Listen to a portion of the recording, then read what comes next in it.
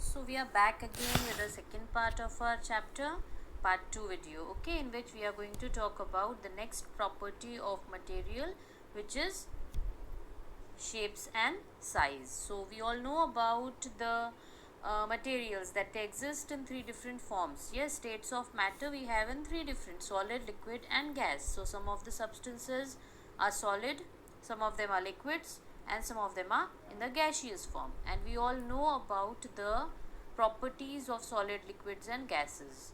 Okay, solids we have objects like chair, table, blackboard around us, which have a fixed shape. Yes, and the ones which have a fixed shape, they are known as solids. So some materials can again be classified into solids looking at the shape and size. Then the next is liquids. So the liquids like milk, water, lemonade which we make are examples of liquid. They do not have a particular or a fixed shape. They take a shape of the container in which they are being kept. So they don't have a fixed shape, but they take the shape of the container. So according to that, again they can be classified. Then the next is gases. These are the substances which do not have a fixed shape or size, and they occupy all the space which is available around. Okay, and they are all mostly the gases present: oxygen, different gases, hydrogen, nitrogen, the gases present around us, they occupy the space wherever they get.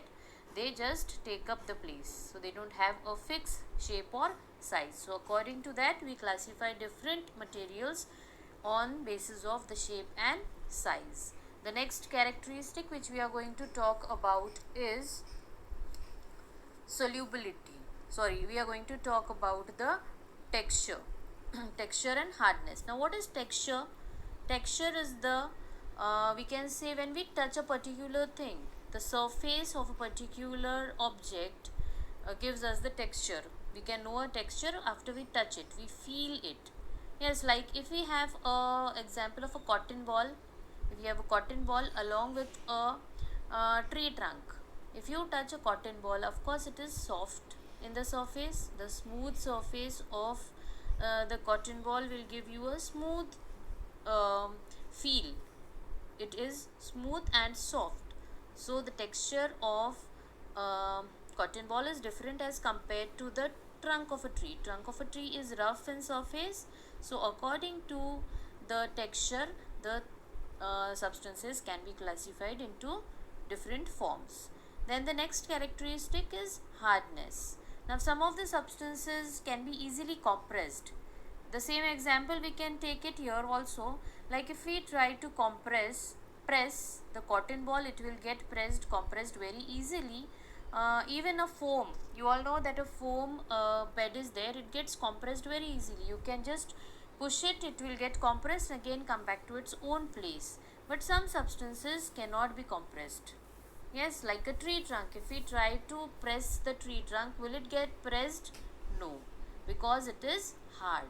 So the things again can be classified based on the hardness of the material. Okay, some of the if we take an example of a tree itself, the leaves present on the tree, the fruits present on the tree can be compressed very easily, but the trunk of the tree cannot be compressed because it is hard. Okay, the surface is hard. The next property which we are going to talk about is density. Now what is density? It is a property due to which the materials are classified as light or heavy. Now when we are talking about density, we always take water as the we compare the density of different liquids along with water, which is also known as relative density. When we are talking about density, we compare it with water, only the liquids when we are talking about. Now for example, what will happen if we throw a pebble in a pond? Of course it is going to sink inside the pond. And in the same way, if we try to throw a plastic bottle in the pond, what will happen? It will float on the water surface. Why does it happen? Because the substances, now plastic bottle is light in weight and therefore it keeps on floating on the surface, on the water surface. But instead, if we throw a pebble, it gets sink inside because the density of the stone is more, it is heavier, and therefore it sinks inside. So based on that also, the substances can be classified into two different forms based on the density of the particular object. Then here you can see how can we express the density. There is a formula of expressing it. Density is equal to mass divided by volume. Okay, the mass of a particular object, it's divided by the volume, the place it occupies. So we can talk about the density if we compare both these quantities. Fine, then the next characteristic which we are going to talk about is solubility. Now this is very well known to you, as we have already seen the solubility of different substances in chapter number 7. As we all know that water is known as a universal solvent because it absorbs or it dissolves many solids into it, like salt, sugar, liquids like milk, juice, and gases like oxygen and carbon dioxide also get mixed with the water.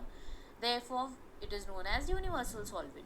So based on that, the solubility, some substances are able to dissolve in the water, some of them are unable to dissolve. So based on that, we can divide the substances in soluble and insoluble form. Yes, we can divide them into two types.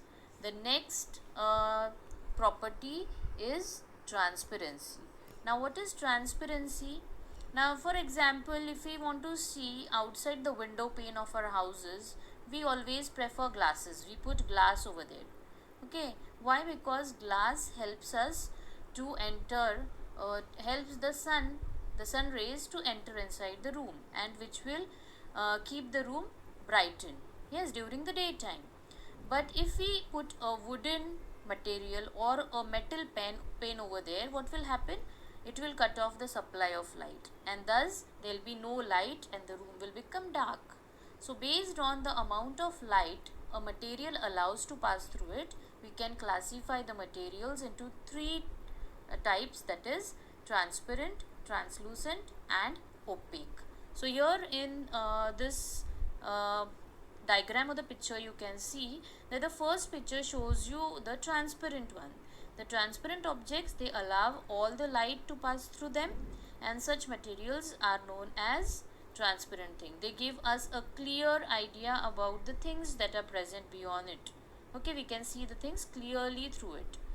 Like the example I have already told you, the glass window. Okay, then translucent, these are the objects which allow some light to pass through it. Okay, we cannot get an exact idea of what is there beyond it, but we can see the things partially. Some part of the thing or object kept beyond the translucent object can be seen. Like for example, if we have a colored glass, we can see, or a plastic bottle, a colored plastic bottle can be a translucent surface through which we can see the objects, but not so clearly, but partially we can see the objects beyond that. Then the next example is opaque. These are the objects which do not allow any light to pass through them. Like we have already seen, if we have a wooden glass, instead of a glass window, if we have wooden thing placed and a metal thing being placed over there, we will not be able to see anything beyond that, and it will not allow the light to enter also. So such kind of objects are known as opaque objects. Okay, so all this is clear. Even as I have told you, wax paper is also an example of translucent. Wax paper or butter paper you might have heard about. It's an example of translucent objects. So all these characteristics or the properties which we have seen, I hope that's clear. The next property which we are going to talk about, we'll see it in the next part of our chapter.